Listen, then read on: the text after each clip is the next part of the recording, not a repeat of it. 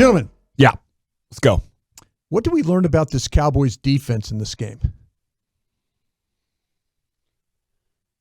What did we learn? I think you just keep inching more towards, like, holy cow, really? Because that was without your two best pass rushers against an offense that, I don't want to say Kansas City's, like, figured it out and unlocked who they were, but they're a lot closer. And I guess what we're learning is that you can believe that Dan Quinn and this defense, they can make adjustments on the fly and they can figure it out.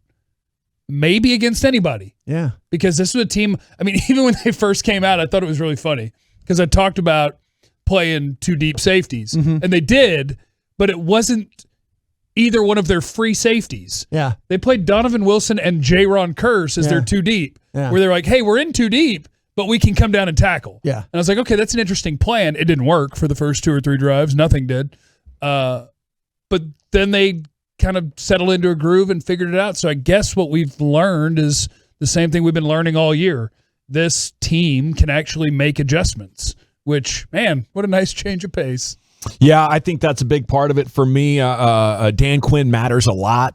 You know, no offense to Rod or Rob or Monty or anybody else that's been through here since Wade left, but I think now you're getting an advantage from your coaching department, and I think Micah Parsons is the genuine real deal. Yeah, I like what you guys are saying there. I think you learned about this defense is Denver, I mean, they beat you up really badly on defense. And, you know, and here's another game where Dallas's offense wasn't at its best, and this time around, Kansas City didn't beat you up. And I think Kansas City offensively has more weapons than Denver does.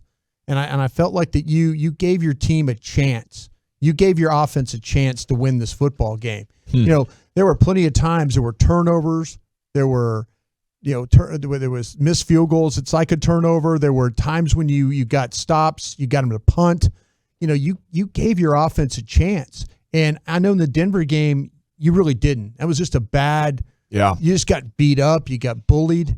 You didn't get bullied in this game, and I think you played against a better offense in this game and held the things together. So I learned that maybe this thing is legitimate with you don't need to have a big lead to play well. Yeah. I kind of felt like that, well, again, it's like, oh, if the offense doesn't do it, this defense. No, the defense came and played yesterday. Even though it was bad, to Jeff's point, they made good adjustments. They did. They did a nice job of doing that.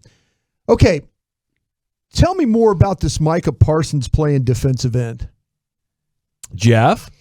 Oh, what more do you need to know? Just okay. I mean, because that's his position. Yeah, just I'm asking you, like, tell the truth.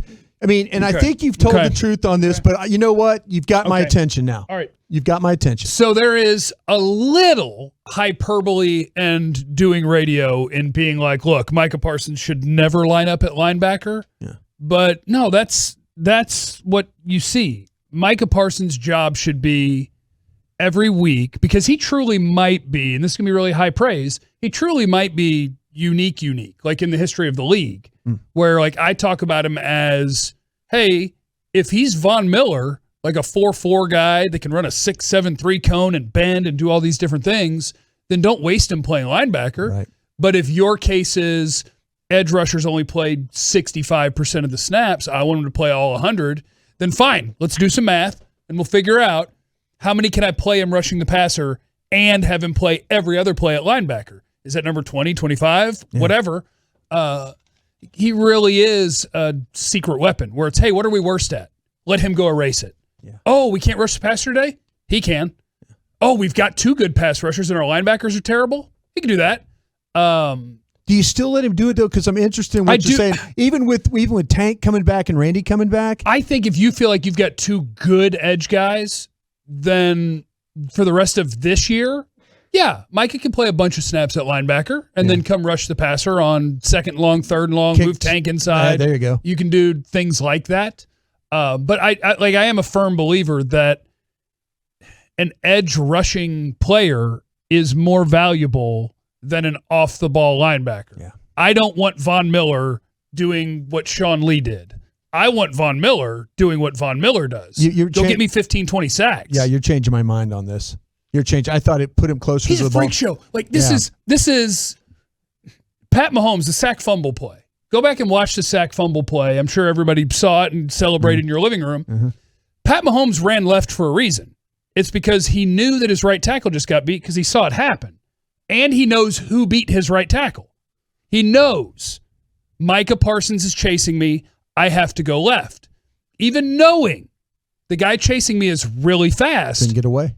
In his brain, it didn't compute when he got hit because he wasn't protecting the ball. Right. So he knew who got beat. It was the reason he was running.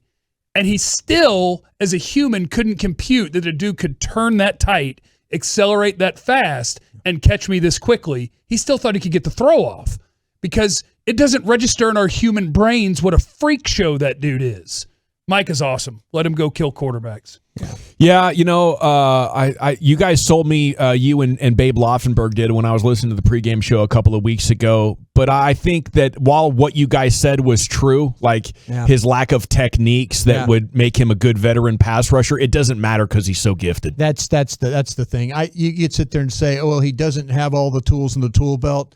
He's still got a hammer. You know, and he's got a chisel, a hammer, a couple of stakes. No, it's right. I mean, Jeff, I give Jeff a lot of credit for that because I didn't want to believe that. I wanted to believe, well, I don't know, but they keep working with the guy, and you do see him. You do see him getting rid of hands. You do see him dipping the shoulder. You do see him going at the right level where the quarterback is.